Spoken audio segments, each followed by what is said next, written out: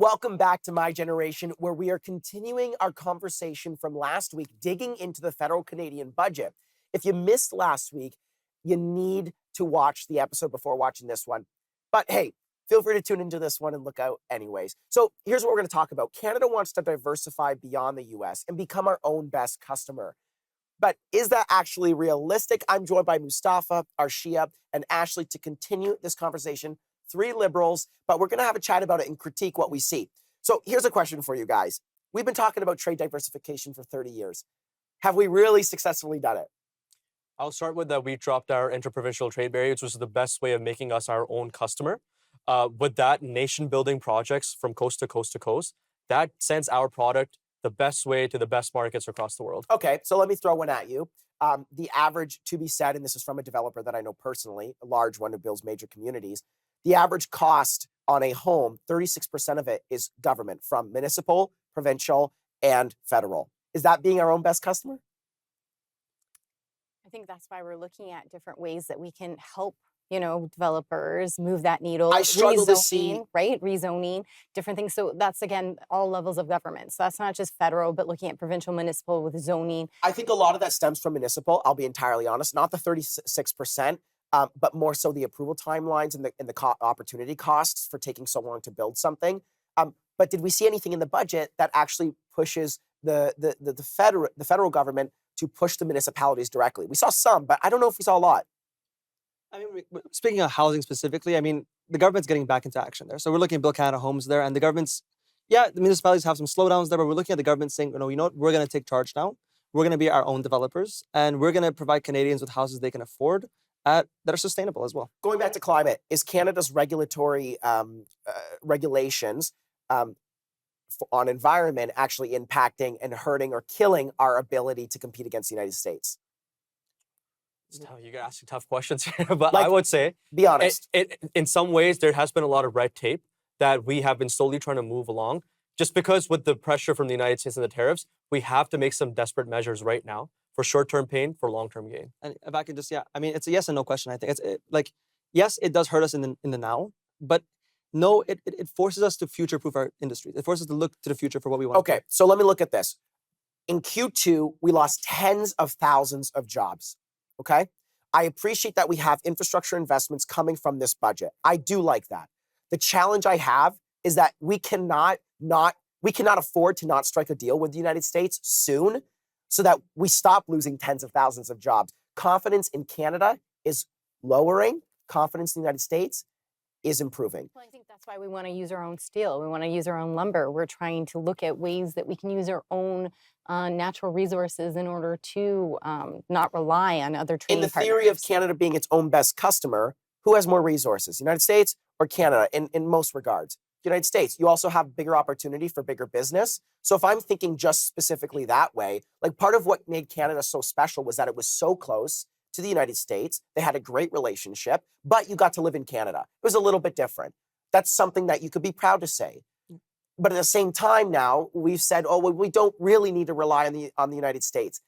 Yet even the federal government itself said, well, we can never not rely on them. So going to the whole thing about striking a deal, there's never been a deal for the sake of a deal and a good deal. Like, we've been signing deals for the sake of a deal for the last decades, and look where we are now. And we need a real comprehensive deal that looks towards Canada's future, and that future necessarily includes the United States. I mean, we've been allies for decades, and we have the largest border in the world. We can't change things overnight. That's what we're trying to say, is that this is going to take years. And this has been a neglect from both liberal and conservative governments that we're trying to fix within this budget. So one of my challenges, though, is that even in the budget, it still doesn't directly address what we're doing to converse with the United States in getting something closed. I mean, we've seen the United States agree with other countries, not slap the amount of tariffs that they have on Canada, yet we haven't had the urgency to do it, yet we lost tens of thousands of jobs in Q2. But I think there is that urgency because we're seeing that in the midterms. We're seeing that at the Supreme Court. You're seeing them say, like, this is affecting not only Canadians, but Americans.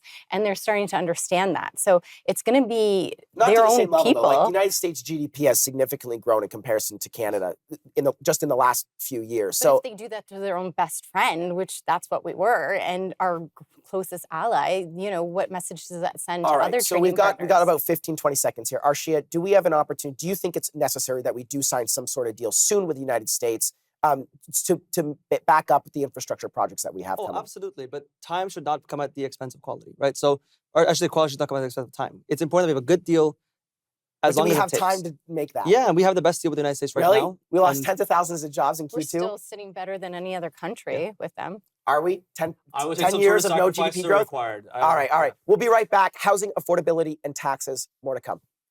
I'ma rule the world, I'ma rule the world, yeah. I'ma rule the world, yeah. I've covered housing in the past, hosted many debates on it, and it's been a tough issue. You don't know who's at fault if you can't even blame it on any one person, which makes it tough to even diagnose a solution to the problem.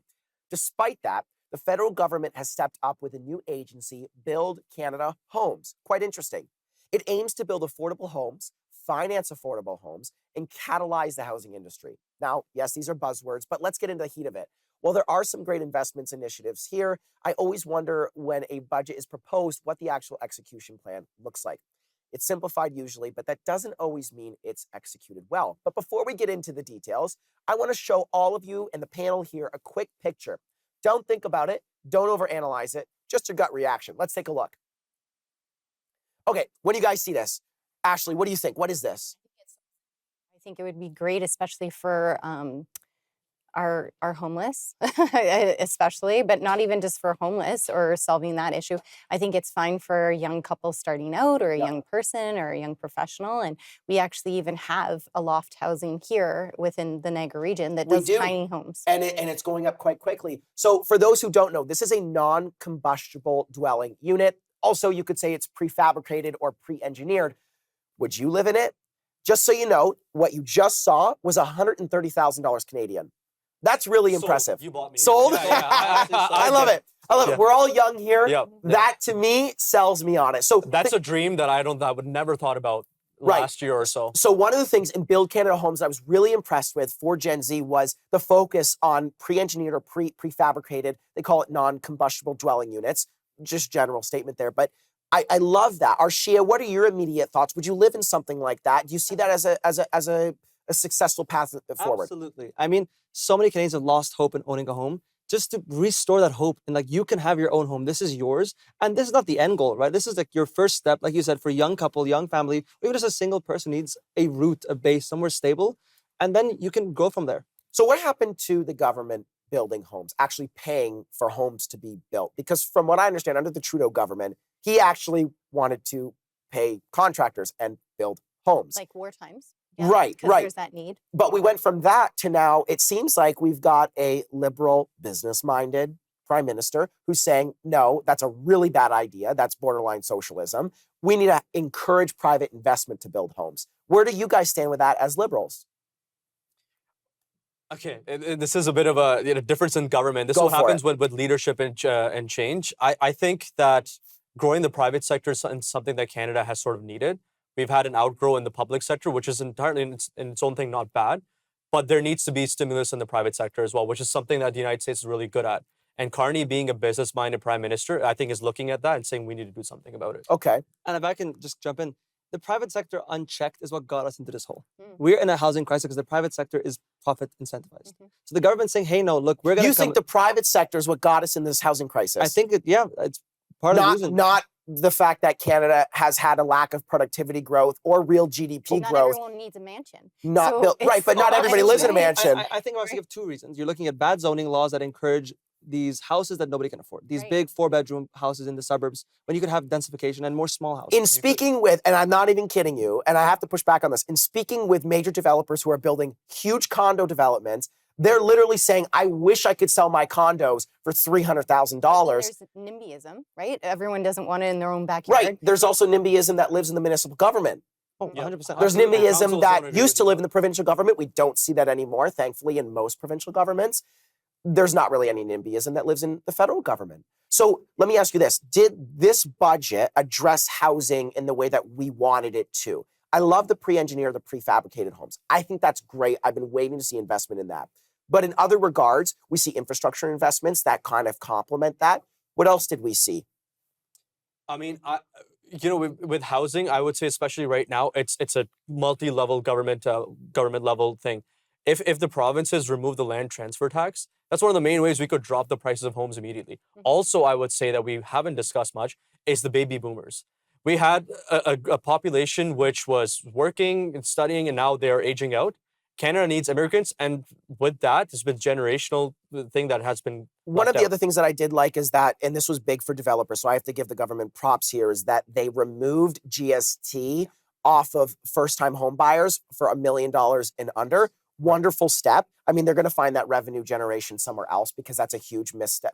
They're going to miss out on a lot of revenue. But let me ask you guys this and just throw it off. The 36% of homes costs comes from government fees and whatnot. Really quick, do you want to see that get lower, or is that a needed thing? Yes or no, we're really quick. I say keep it because we need sewage, we need transportation, roads, all the Okay. things that go to that home. That Really? money goes Yeah. somewhere. Okay. Right. Yeah, we need some taxes to pay for our 36%. services. Yeah. I'ma rule the world, yeah. Canada is also making its biggest defense investment in decades. I mean, this one, I did not expect. I'll be honest, I did not expect that. But I do want to go back to the housing thing because we ended that last segment off of you guys okaying 36% or significantly high taxes because we need sewage, we need this, we need that.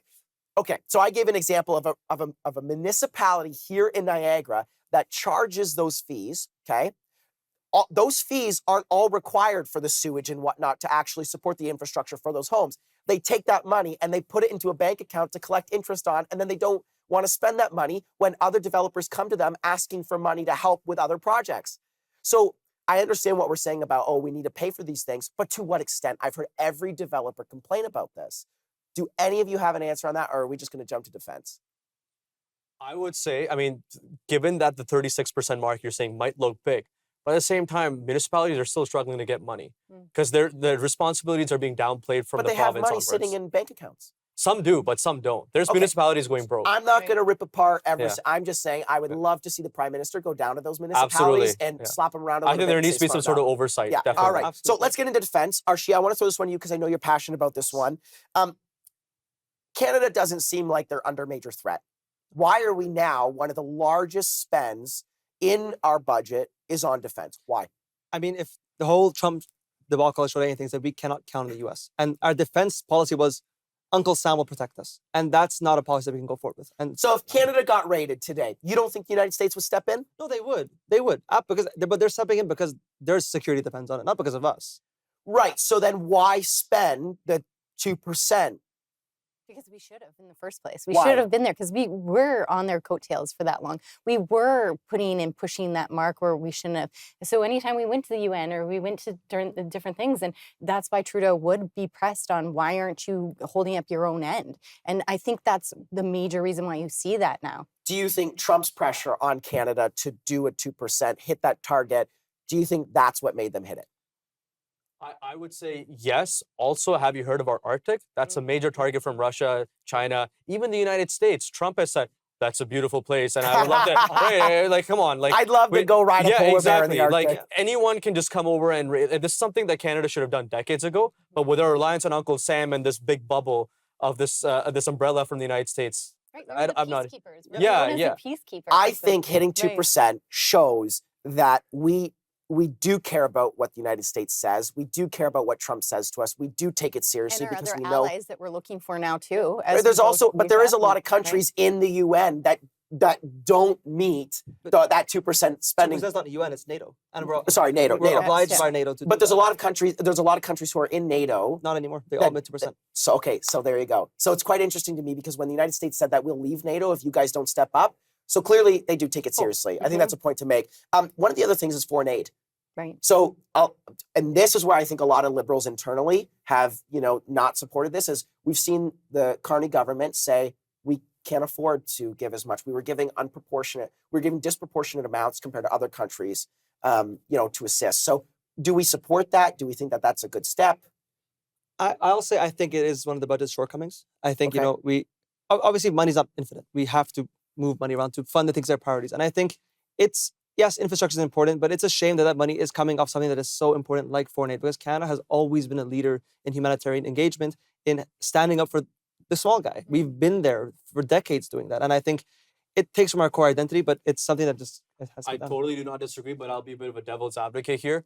I would say right now the common perspective is that why don't we keep the money here? Right. Like we're all struggling to put food on the table. Why doesn't the government save some of that money? And that's where I think the budget had to sort of make that sacrifice of not sending the money abroad and keeping it here, which is desperately needed. And I there's think so once we much- grow, Right, then we can yeah. eventually look at other foreign aids. Yep, absolutely. And there's the Ukrainian war. Then now we have other wars that we're being. Yeah. Well, I will doing. say, yeah, from Right, from a foreign aid perspective, there's more to fund now than there kind of in some Yeah. capacity in the last few decades there was. So, it costs a lot to assist. But to me, that was always something that the Liberals stood strong on the last, few decades, was that they were big supporters of foreign aid. Conservatives, maybe not so much.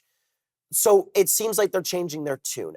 Are you guys okay with that as Liberals or not? For the time being, I think I'm okay. It's because that's the mainstream perspective from amongst Canadians right now is that, like I said, we need to keep the money here. We need to grow our services. And to jump to yeah. oh, sorry, No, you just go ahead. the government's responsibility at the end of the day to its own people. It's to its Right. own country. And I mean, it is good to have that excess capacity and wealth to help other countries. But when we are in a time of struggle here, I do understand the priority. Okay, I actually got 5 And seconds. we're not cutting it off completely. So I think I'm okay with that. It's readjusting things. Yes, we're not known as peacekeepers at this time, Right. but we Well, need especially to. when it's disproportionate to other countries, right? Right. Same as the NATO point. That's a Okay, good we'll be answer. right back. A more efficient government spending less to invest more. Stay tuned. I'ma rule the world, I'ma rule the world, yeah. I'ma rule the world, yeah. And finally, to finish off our two-part series, the government itself. Ottawa says it's cutting costs, modernizing with AI, and shifting money from bureaucracy into long-term investments. I love it. It's something that the Conservatives have been calling for the last maybe 2 years. We did this. We knew it was out of control. I'm glad to see them act on it. One thing that I've been quite impressed with is, they may not react as quick as what people like it, but they do seem to listen. The Liberals have listened. And Carney's government has listened to what people actually want. And I think that that's something important. He knows that we need to bring in productivity. Productivity growth builds innovation. It builds GDP growth, real GDP growth, not just built off of housing. So let me ask you guys this. Government cutting 40,000 jobs over 3 years. They say they're going to do it nicely. How do we feel about this? Do we have a strong opinion? Well, I think they're talking about not having duplication, and they're talking about people that are at retirement age. And so we're not just saying we're just getting rid of people to get rid of people. And so if it makes sense, but if it's at the detriment, if we can't get a hold of the credit, like we're calling up for the CRA or Yeah, anything, 100%. and nobody can find somebody on the phone, that's an issue. The funny part is that's already an issue with how many government employees that we have. So clearly it's like it's a management issue. Arshia, let me ask you this question. Will the 40,000, this is a naive question, but will the 40,000 jobs cut, does that mean an overall cut? Or does that mean 40,000 jobs cut, but they might just hire 20,000 more? So from what I understand, it is a 40,000 decrease, and we're trying to bring it down to the level of population growth. So right now, the public service is bloated. It's way bloated. It's Since inefficient. COVID, Since especially. COVID, it's just grown at a rapid rate. And we're trying to bring it down to a level that matches Canada's growth, because obviously public service workers are there to meet the needs of Canadians. Well, right, and our GDP growth was literally built off of just population increases the last few years, which is an insanely concerning thing. I would say ideally I would like to lose no jobs. I would like to see no job losses, but maybe the 40,000 job loss right now might help us invest somewhere else, which might help us build 60,000 new jobs. Mhm. By the way, we had 67,000 jobs just created in September, which is some good news, by the way. Okay, well, that's wonderful. Let me ask this question. The government seems to kind of struggle in some capacity with management. We cut these jobs. For example, the CRA, does it get worse, or do they just fix some maybe management issues? Well, at this point, because it's so public in the eye, they will fix that one Yeah, well, I would hope department so, for right? sure. But I get your point. But at the same time, we need skilled people in these positions. So if they're getting rid of things or they're not contracting out, we're not using as many consultants, we have skilled people, we can utilize them in the right spaces. So I don't think it's just fire people to fire them, and it's not just let's hire a bunch either. One of the things that really stood out to me was that we went from measuring our credibility to pay back our debt from a gross debt to GDP, which is about 110 to 120%. I apologize, I don't know the exact number. But then we switched it now in the budget, and the PBO came out, the interim PBO came out and said, that's not really cool. It's very similar to how the UK does it. And they came out and they said now it's net debt to GDP, which basically implies that you can use the CPP, our money that gets taken off of our middle class people paychecks, can be used now to be paid for and pay off the debt in case Canada gets in trouble, which would simply bankrupt the entire country. You would lose your retirement plan. Do we like that or do we not like that? Why are we setting that as a new standard? It seems we're almost lying to Canadians because in the budget, it actually said, oh, we're in really good standing. So Arshia, I want to throw this one to you. I know you read through the budget. Do you like this? Do you support it? Is this kind of a... I'll be honest. I don't know enough about it. But what I will say is that the CPP is such a fundamental part to many Canadians' lives. It's one of the strengths of our country, and I know it's in our government's best interest to protect it, and they are going to protect it. And I think we do have a AAA credit rating, and Canada is in strong standing. But that being said, we are in a financially difficult position. But is our AAA credit rating being based off of, and I know I'm just asking this, but is it being based off of net debt to GDP? I mean, this is like similar to 2008 when we said, oh, it's based off of something that's actually not that sound. And then when we need to go back and pay the debt, we then use the CPP and the QPP to do it. Well, they're just changing the goalposts, right? It's just moving it. And that is where I get concerned. Like, is this deficit something that we should be concerned about? Because apparently to this government, it's not. I would say for the short term, we need to just move the goalposts a little bit, see how it works. If it's something that's not, I would definitely be critical. Even though the United States doesn't do it that way. The U.S. does not do it that way. The U.S. does a lot of things wrong. We can't be following on everything. I'm not sure how many economists would love to say. $40 trillion of debt. Even the PBO would say that this was actually something that was pretty shady by the government. But anyways, that's it. Thank you guys so much. I really appreciate your time. And hey, we want to hear from you, especially if you disagreed or feel we missed something important. Join the conversation at My Generation on all social media platforms. And with that, we'll end off with this. Do not simply accept what you are told. Challenge your thinking, engage in differences, and listen to new perspectives. Thank you. Have a great night. I'm up, yeah.